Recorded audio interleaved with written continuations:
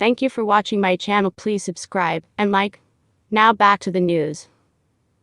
Prince Harry desperately tried to make it to his grandmother's bedside to say farewell, but only found out that she had died by reading online reports, multiple palace sources told Page 6.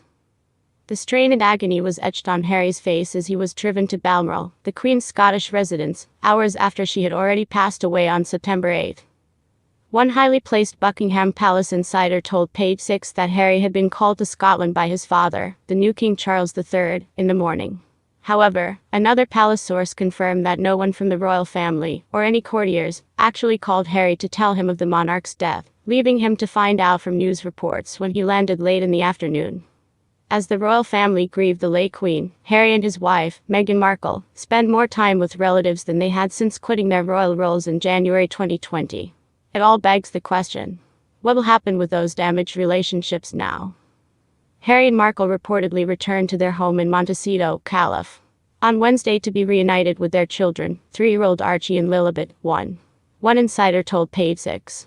I think that how Harry and Meghan showed up in the past few days shows they were only hoping to do the right thing and right by everyone. Asked whether Harry and his brother, Prince William, have truly mended fences, palace sources confirmed the two did talk at family dinners and gatherings. Gayle King, a friend of the Sussexes who was in London to cover the funeral, told CBS Mornings this week. There have been efforts on both sides to sort of make this right. Adding that there had been no real rapprochement despite these efforts, King added. Big families always go through drama, always go through turmoil. It remains to be seen, are they going to be drawn closer together, or are they going to be drawn apart? I have no inside information on that, but I will tell you this. It was good to see Harry standing with his family. With the shadow of the prince's planned memoir and the news that it will be pushed back to 2023 still hanging over the family, another well-placed royal source denied a recent report that Markle had asked for a one-on-one chat with Charles before the Sussexes headed home, calling it an outright lie. The Queen's passing has led to an attempt by family members to thaw the ice between Harry and his family, particularly Charles and William, but there were moments over the past 2 weeks when the palace's decision to stick to protocol showed how awkward things remain. The death was announced at 6:30 p.m. local time, minutes before Harry landed at Aberdeen Airport from London, having taken a private plane on his own, after he was excluded from the one carrying his brother, their uncles, Prince Andrew and Prince Edward, and Edward's wife, Sophie Wessex. In the end, only Charles and his sister, Princess Anne, were there when the Queen died in the early afternoon. Harry, 38, arrived at Balmoral just before 8 p.m. to face the others, including his stepmother, Camilla, now Queen Consort, whom he would have been expected to bow to, per protocol. It was the first time Harry had been in a room with the full family since his and Markle's departure from royal life in March 2020, and their move to the United States. The couple hit the headlines on September 8, as soon as news broke that Harry was flying alone to his grandmother's home. Markle was initially going to join her husband, but opted not to after learning that her sister-in-law, Kate Middleton, was staying at home with her children, who had just had their first day at a new school. After much criticism on news sites as well as populist social media about Harry being excluded from the family's flights to and from Balmoral, it seemed they were making an effort to include him.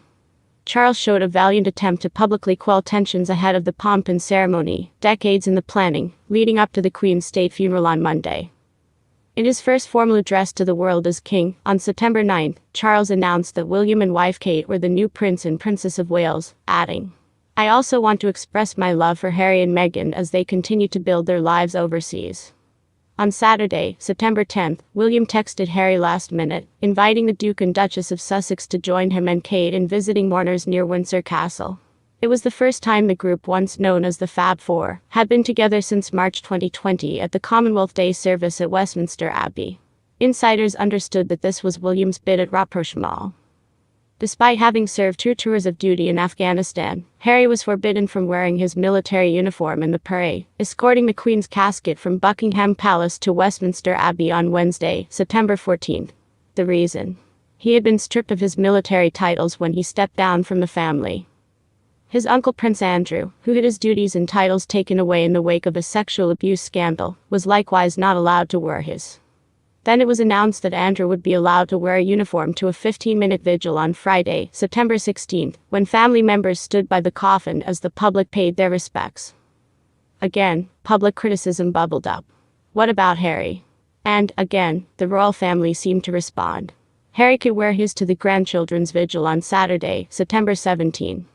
For one, it was reported on Saturday afternoon that Harry and Meghan's invitation to a state reception with world leaders had been rescinded. The reason once again for being left out of the Sunday event at Buckingham Palace. It was for working royals only.